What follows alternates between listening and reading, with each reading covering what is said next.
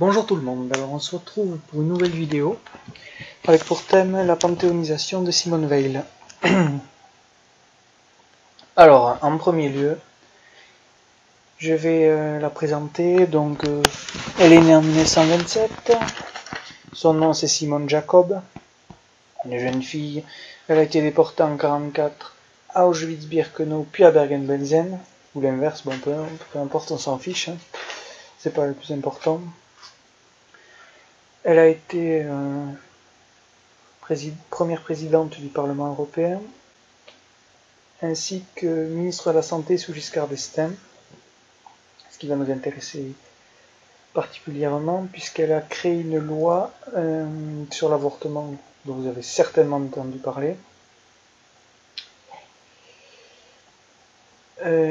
qui a donc légalisé l'avortement, plus exactement le meurtre in utero, comme je vais le démontrer plus tard. Alors, d'abord, la question à se poser, qu'on se pose rarement, c'est de savoir si l'acte d'avorter est un crime. Ou si, plus exactement, ce qu'on avorte correspond à une espèce, à un être vivant, à quelque chose qui a où il y a déjà une forme de vie, si vous voulez. Donc je vais vous laisser voir cette petite vidéo biologique, afin que vous puissiez vous-même vous faire votre propre opinion, c'est tout. On se retrouve après. Au tout début, c'est bien connu. Il y a la semence déposée par l'homme dans le ventre de la femme. Des spermatozoïdes par millions, un flot, un torrent de spermatozoïdes. Tous vont mourir, tous, sauf un. Pour eux, les messagers de la vie, c'est le début d'une véritable course au trésor, d'un sprint éperdu de plusieurs heures vers un rendez-vous galant, avec au bout, peut-être, la récompense du haut vainqueur et une fabuleuse promesse de vie. La rencontre avec un ovule.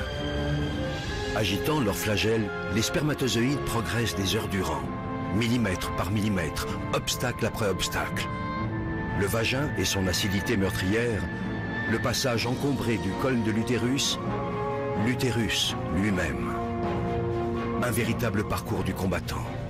Les plus fragiles, les mal formés et les traînards capitulent. D'autres restent piégés ou s'égarent en chemin. Là se présentent deux tunnels différents, deux voies possibles. Seulement voilà, une seule de ces voies mène vers l'ovule. Dans cette course effrénée à la vie, il n'y a pas que l'énergie qui compte. Le hasard et la chance ont eux aussi leur mot à dire. De puissants courants freinent leur navigation. Des vagues font onduler un tapis de cils qui contrarie leur progression. Imaginez, les concurrents encore en lice ont déjà presque parcouru l'équivalent, pour eux, de la distance qui sépare la Terre de la Lune. Et pourtant, l'irrépressible force de la vie les pousse sans cesse vers l'avant. Enfin, au bout du long tunnel obscur, tel un astre mystérieux, l'ovule. Il suffit qu'un seul spermatozoïde, un seul, atteigne l'ovule, y pénètre et fusionne avec lui pour que naisse un espoir de vie. Chacun de ces millions de spermatozoïdes porte en lui son secret. C'est à ce moment-là que se joue la loterie de l'existence. Ils ne sont désormais qu'une centaine à explorer la surface de l'ovule. Quelques-uns seulement parviennent à se faufiler jusqu'à la capsule. Formidable armure protectrice. Dernière agitation, ultime frénésie. Soudain, l'un d'entre eux finit par trouver la voie. Ça y est, c'est lui, le seul, l'unique. Aussitôt percé, la carapace durcit et les autres spermatozoïdes se heurtent à une barrière infranchissable. Pour eux, le voyage est terminé. Si près du but.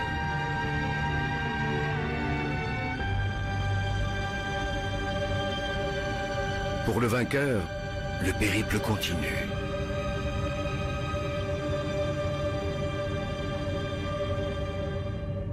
Il perd son flagelle, devenu inutile, et libère son trésor.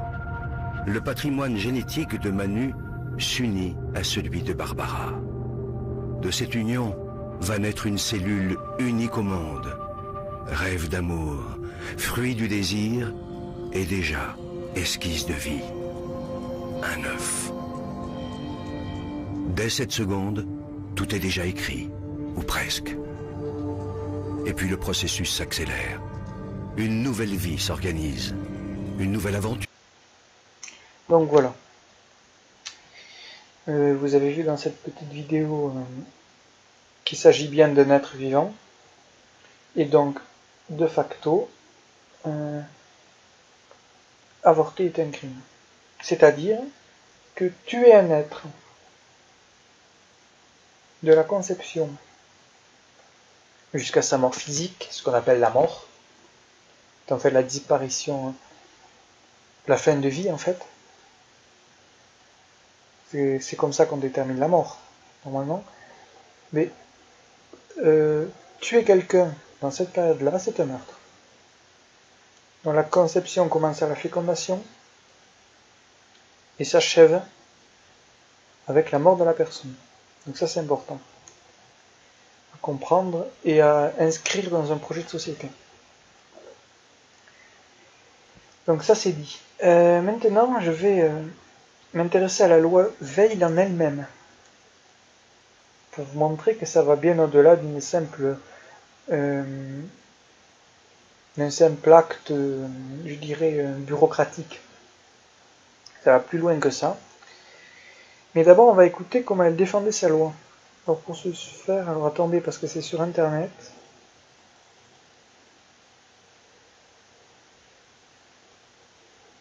Je vous laisse écouter comment elle défendait sa loi en 1974. Oui, c'est ça. Écoutez. Alors attendez le son. J'augmente au maximum.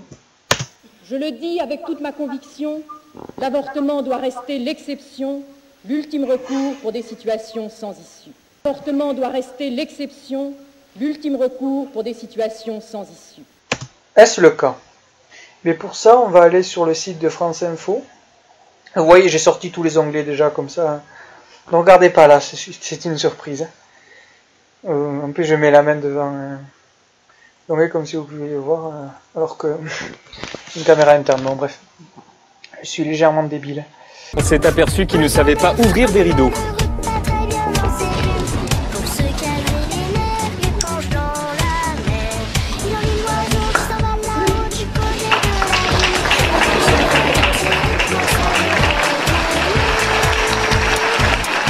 Il a déambulé dans la ville où il a fait coucou à la foule en délire.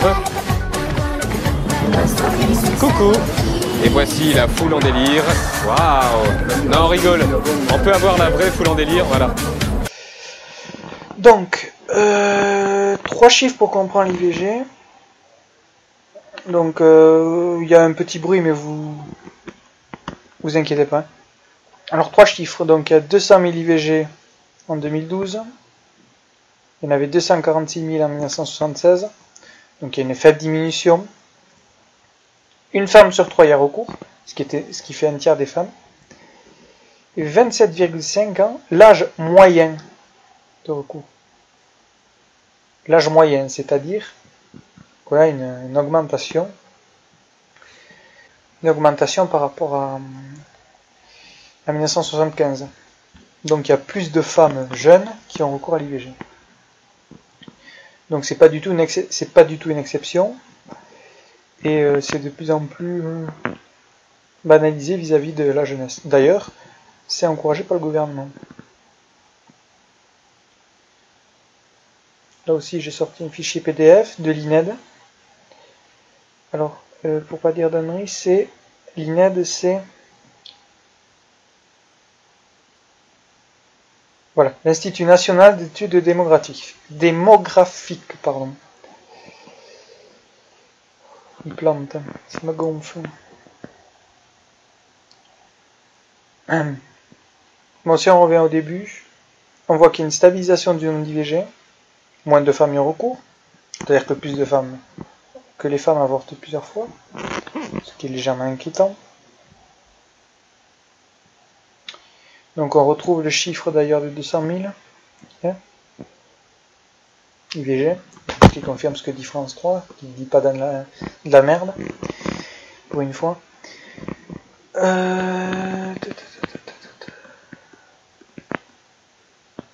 Alors, on constate quoi d'abord? Que le gouvernement en élargit l'accès,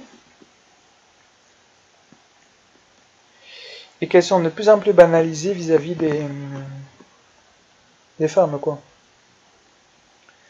Puisqu'on parle d'assouplissement de l'accès pour les mineurs, ce qui en fait le banalise de fait. Et d'ailleurs, ça le banalise plus loin que ça. Puisqu'on est dans une société, vous savez, qui se base exclusivement sur le droit. La morale n'existe pas dans notre société, elle n'est pas reconnue, la morale. La morale n'est pas reconnue. Et ça, c'est très, très important. Parce que ça veut dire que dès le moment où vous légalisez quelque chose, ça devient moral. C'est comme ça. Alors c'est terrible, mais c'est comme ça. Ou du moins, la morale n'est même pas réfléchie aujourd'hui. Quand on parle de morale, c'est vu comme quelque chose de réactionnaire, voire de fasciste. Joachim Son-Forget, vous êtes député, vous allez découvrir le monde politique vraiment de l'intérieur maintenant, l'Assemblée nationale. D'abord, vous allez avoir un président de groupe, pardon, vous allez voter pour lui, pour Richard Ferrand, franchement. Vous êtes taquin. Mais je suis pas taquin. Non, je remplis mon rôle de journaliste, moi. Je crois que il y a eu beaucoup d'éléments de débat qui montrent que, d'une part, vous avez la loi, vous avez aussi une éthique personnelle, et vous avez eu cette idée un peu passagère que la morale pourrait être au-dessus de la loi et de l'éthique, etc. Donc ça amène un débat philosophique un peu complexe, où je crois que la morale on ne doit pas avoir un retour de la morale, parce que ça c'est le début de la charia, j'entends. Donc, si vous voulez, la morale, je ferai une vidéo d'ailleurs spéciale sur ça, mais elle obéit au respect du droit naturel, de l'ordre naturel. Or aujourd'hui, ça a totalement disparu de notre société. Et on l'a remplacé par ce qu'on appelle le droit positif. Donc, par conséquent, l'avortement est devenu moral. Alors ça, c'est précis, c'est important. Et encore, ça a été encore assoupli, puisqu'on a fait baisser le délai légal en le faisant passer de 10 semaines, baisser non, on a repoussé plutôt, à 12 semaines. Ça a été fait par une ministre du Parti Socialiste qui était Madame Aubry. Donc là aussi on voit la collusion entre d'une part Madame Veil qui était ministre de la Santé sous Giscard d'Estaing, ministre de centre droit, avec la gauche, et Martine Aubry. On voit cette collusion d'intérêts. Donc là vous avez quelques chiffres si ça vous intéresse. Donc vous avez pour ceux qui sont pas doués en informatique, vous tapez ça dans votre barre de recherche et normalement vous tombez dessus. Voilà. Donc là vous avez quelques chiffres intéressants qui démontrent l'évolution de l'IVG. Donc c'est toujours intéressant les statistiques et tout ça. Vous voyez que c'est assez... ça change au cours du temps. Bon bref. On a vu ça, maintenant on va voir autre chose. C'est une forme d'hypocrisie de la part de Madame Veil, qui nous ment sciemment, en déclarant, je cite, ou plutôt c'est elle qui cite elle-même. L'avortement doit rester l'exception, l'ultime recours pour des situations. Je le dis avec toute ma conviction. Voilà, je le dis avec toute ma conviction. Donc ça doit rester l'exception, bravo, blablabla. Donc on se dit, l'objectif au final c'est que ça disparaisse. C'est pas vrai. Puisque dans le point, quelques années plus tard, bon 30 ans plus tard, mais quand même, elle déclare ceci, à un journaliste qui l'interroge, de tout ce que vous avez accompli, est-ce d'abord la loi sur l'IVG, en 1974, que vous retenez? Et elle répond, probablement, c'était une volonté, blablabla, Giscard d'Estaing, au risque de heurter, nénéné. Mais j'ai porté ce combat, et j'ai apposé ma marque, le choix de faire de l'avortement un droit de la femme. un droit de la femme. Tout y est. Tout y est. Et elle va plus loin. Plutôt qu'une possibilité offerte dans certains cas très précis. Donc là, c'est presque, comme dirait, lui donner une petite quenelle. C'est-à-dire qu'elle dit, je ne vais pas en faire une possibilité offerte dans certains cas très précis. Comme je l'avais dit il y a quelques années, je vous entube bien gentiment. Merci Madame Veil, c'est sympathique. Bon. Donc, nous avons vu là que Veil s'était foutu de nous, mais c'est pas la seule d'ailleurs. Je vous invite à voir Elisabeth Guigou, qui déclarait sur le mariage homosexuel, qui est en fait le prolongement de l'IVG. C'est-à-dire de toute la déstructuration de la société catholique blanche, qui avait été instaurée au fil des siècles. Je vous laisse écouter ce qu'elle déclarait en 1998, lors de sa loi sur le Pacs, qui était déjà une reconnaissance au préalable du couple homosexuel. Alors, je vous laisse écouter. C'est un peu fort de café.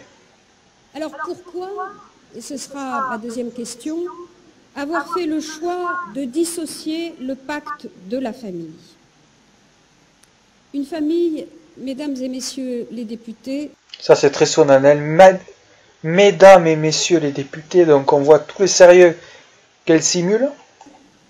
Ce n'est pas simplement deux individus qui contractent pour organiser leur vie commune. C'est bien plus que cela. C'est l'articulation et l'institutionnalisation de la différence des sexes. Ce qui est vrai. On se dit, mais Madame Guigou, on va le voter votre Pacs. Vous direz la droite maintenant. La droite est dans la même optique, puisque je rappelle que là c'est un aparté que je fais, mais qui est important pour se rendre compte de l'escroquerie républicaine. Je prends par exemple le cas de Fillon ou Jean-François Copé, qui se sont opposés formellement au mariage homosexuel, et qui lors de la primaire de la droite et du centre, n'ont pas proposé leur remise en cause. Minute, donc je vais quand même dire pourquoi je soutiens le texte.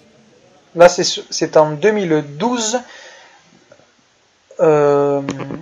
lorsque Madame Taubira, alors ministre de la Justice, a présenté sa loi sur le mariage dit pour tous.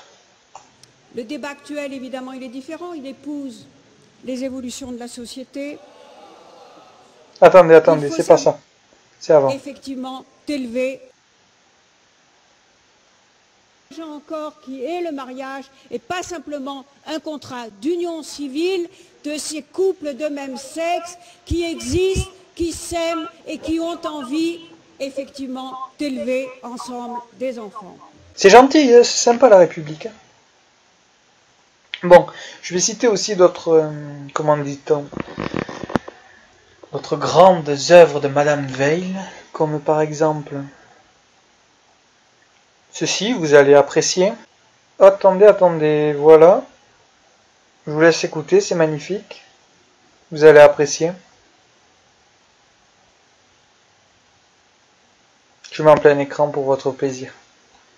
Je suis gentil, hein.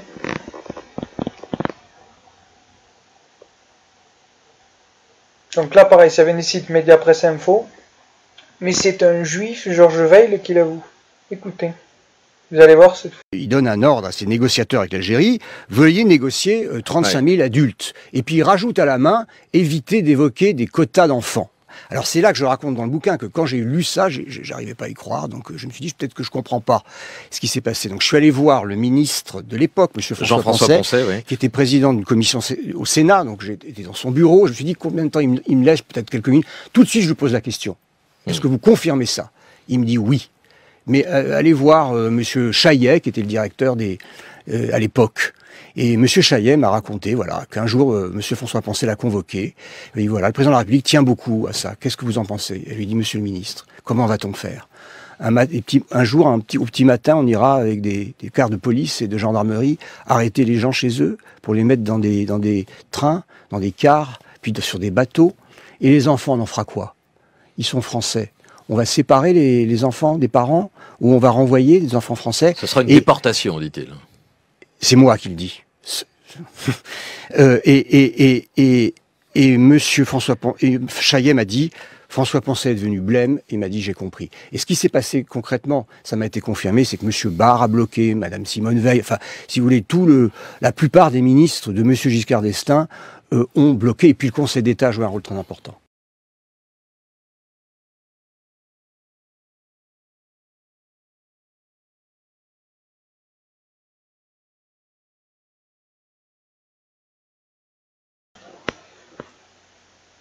Elle avait signé lors de son passage au ministère de la Santé un accord franco-israélien de don d'organes. En effet, Israël manquait cruellement de donneurs. Cet accord réel mais appliqué avec une très grande discrétion aura permis à de nombreux Israéliens de rester en vie. Donc voilà, c'est une femme extraordinaire. Hallucinant. Alors des propos aussi qu'elle avait tenus sur Israël, je vous laisse écouter, c'est fort en café. Je vous mettrai en post-production quelques petites œuvres de l'État, sionistes et terroristes. Je suis toujours malheureuse, triste, et bien plus que ça, lorsque Israël est mis en cause sur le plan des droits de l'homme. Toujours malheureuse, triste, et bien plus que ça, lorsque Israël est mis en cause sur le plan des droits de l'homme. Toujours malheureuse, triste, et bien plus que ça, lorsque Israël est mis en cause sur le plan des droits de l'homme. He also bled to death. And my mother and my youngest brother, they are gone. 4 brothers and my mother, dead. Toujours malheureuse, triste, et bien plus que ça, lorsque Israël est mis en cause. We have nothing to do with this. We don't fire rockets. We don't know what this war is about. Toujours malheureuse, triste, et bien plus que ça, lorsque Israël est mis en cause. She's 2 years old. She knows a handful of words. I asked her what she's afraid of.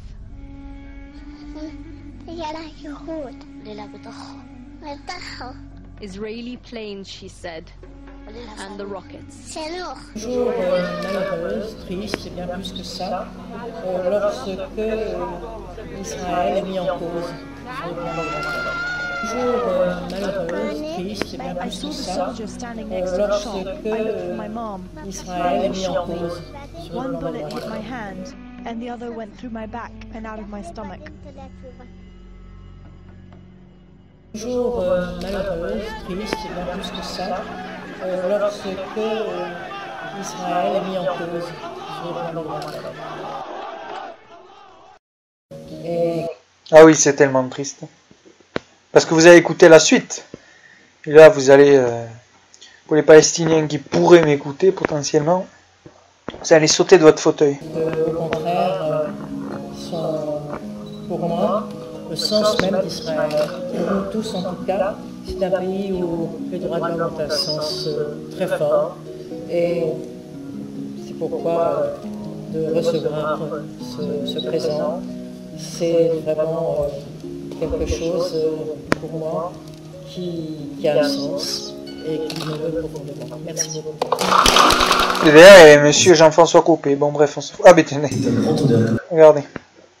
Donc, ça aussi, c'est des réunions assez étranges auxquelles elle se rendait. Ensuite, alors, donc là, on a vu. J'ai pas d'autres éléments de Madame Veil, mais on voit le paquet que c'est, donc elle n'a pas sa place au Panthéon, clairement. Mais il faut savoir qu'au Panthéon, il y a beaucoup d'ordures. Je vais vous citer un autre personnage, qui s'appelle Jean Zay, qui est juif également, et qui a écrit ce poème, très sympathique sur le drapeau français. Le drapeau. Ils sont 1500 000 qui sont morts pour cette saloperie-là. 1500 000 dans mon pays, 15 millions dans tous les pays. 1500 000 morts, mon Dieu. 1500 000 morts pour cette saloperie tricolore. 1500 000 morts, 1500 000 dont chacun avait une mère, une maîtresse, des enfants, une maison, une vie, un espoir, un cœur. Une maîtresse, d'accord, donc ils vendaient en même temps la déviance, ce qui est sympathique. Qu'est-ce que c'est que cette loque pour laquelle ils sont morts? Merci. 1500 000 morts, mon Dieu. 1500 000 morts pour cette saloperie. Encore merci, hein. 1500 000 éventrés, déchiquetés, anéantis dans le fumier d'un champ de bataille.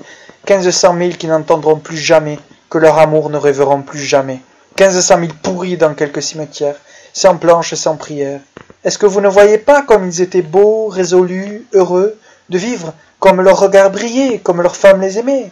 Ils ne sont plus que des pourritures pour cette immonde petite guenille.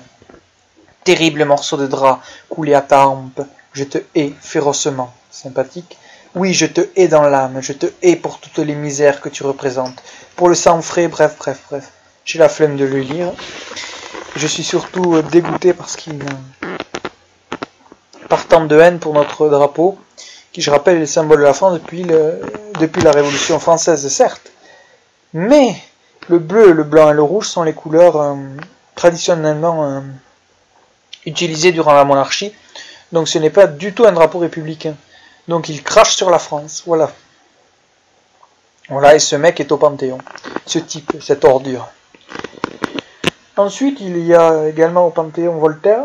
Donc là, pour ça, je ne vais pas faire toutes les citations, parce que Voltaire, c'est vraiment un cas à lui tout seul. Je vous renvoie aux travaux de Marion Sigaud. Et ensuite, au Panthéon, il y a également Jean Monnet. Alors là, je n'ai pas sorti. Mais on va chercher. Jean Monnet. Attendez, parce que c'est Marie-France Garot, donc qui est une ancienne gaulliste, donc c'est pas notre camp, qui déclare ceci. Alors je ne sais pas si c'est vrai, mais... Donc, vous voyez le titre, mais... Les nations en Europe, c'était la guerre. Donc il fallait les supprimer, les nations. Il fallait donc supprimer les États et les nations souveraines. Ça a été dit expressément. Ça a été dit par Bush, ça a été dit d'abord par Monnet, qui portait, comme chacun sait, le message européen. Il était convaincu, mais il le portait. C'était d'ailleurs un agent américain. On ne sait même pas combien il a été rémunéré, puisque maintenant c'est déclassifié. Mais il était convaincu. Bon. Alors ça, je n'ai pas trouvé. Par contre, en ce qui est de sa volonté politique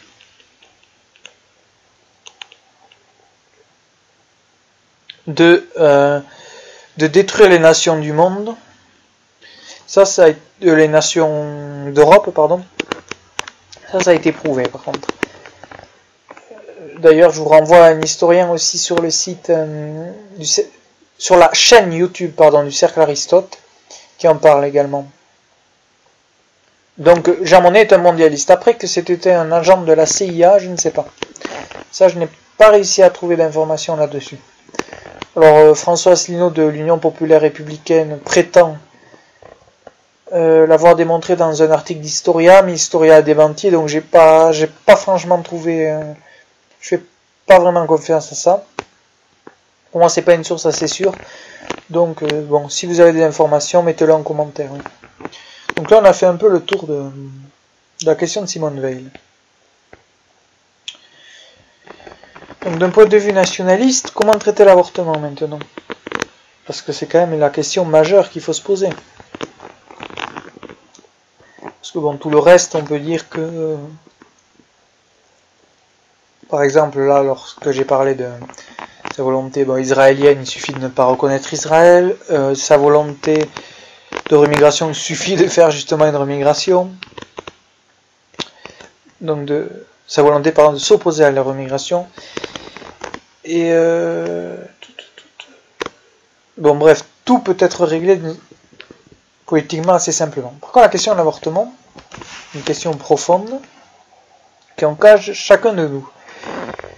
Il faut savoir, donc, je ne l'ai pas parlé, mais si vous regardez les chiffres, ça fait environ entre 6 et 8 millions d'enfants avortés depuis la loi de Madame Veil. Ça fait un bon paquet. Donc aujourd'hui en France, donc comment traiter l'avortement? Alors, pour moi, d'abord il faut abroger la loi Veil, et ensuite il faut accompagner les femmes. Comment accompagner les femmes? En créant des centres de soutien moral aux futures mères de famille qui n'ont pas désiré leur enfant, afin de les accompagner pour un temps. Donc ça sera la première étape. La seconde étape, ça serait beaucoup plus profonde, c'est une remoralisation profonde de la vie politique française. Mais pour ça, comme je l'ai dit, il faut rompre avec la logique du droit positif et du droit naturel, qui est en fait acté par les droits de l'homme et du citoyen. Donc il faut brûler en place publique la DDHC. C'est clair, n'a été précis. Et il faut refaire de la France, donc ça va dans le même sens,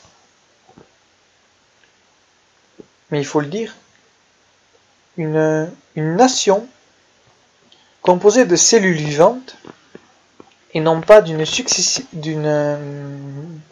succession d'individus coupés les uns aux autres. Et tous ces éléments-là iront en faveur de la lutte contre l'avortement. Il faut évidemment resacraliser la relation sexuelle, resacraliser la relation amoureuse, resacraliser le mariage. Il y a plein de choses à faire. Ça participe d'un ensemble. Or aujourd'hui, dans la République actuelle, on ne peut pas lutter contre l'avortement. Ce n'est pas possible. C'est pour ça qu'il faut ce qu'on appelle une révolution nationale. Je n'entre pas dans les détails ici, je ferai très certainement une autre vidéo pour expliquer pourquoi il est nécessaire de faire une révolution nationale. Et j'ai prévu de faire une vidéo également sur la déclaration des droits de l'homme et du citoyen, dans pas longtemps. Voilà. Afin de démystifier les droits de l'homme d'une part, et d'autre part, de montrer à quel point aujourd'hui, dans ce qu'on appelle la logique droit de l'homiste, ils servent à justifier des guerres, notamment au Moyen-Orient et au Proche-Orient. Mais qui ont été utilisés à l'époque contre l'Allemagne dite nazie, pour justifier les bombardements, ou pour justifier la guerre du Vietnam, la guerre d'Irak, ou la guerre en Afghanistan. Voilà. Sur ce, je vais vous laisser. Je vous invite à vous abonner à ma chaîne, à mettre un pouce bleu, à poster des commentaires constructifs et écrits s'il vous plaît de façon lisible. Alors je ne demande pas une orthographe parfaite parce que même moi sur l'ordinateur je fais beaucoup de fautes d'orthographe. Même là j'ai peut-être, comme c'est ma première vidéo, un peu bégayé. Donc je ne vais pas juger s'il y a quelques fautes d'orthographe. Mais que ça soit déjà poli, construit et dans un langage correct et lisible. Voilà, c'est tout ce que je vous demande. Qui vive France, qui vive France et qui vive France. Merci et je vous laisse et je vous souhaite une bonne semaine. Au revoir.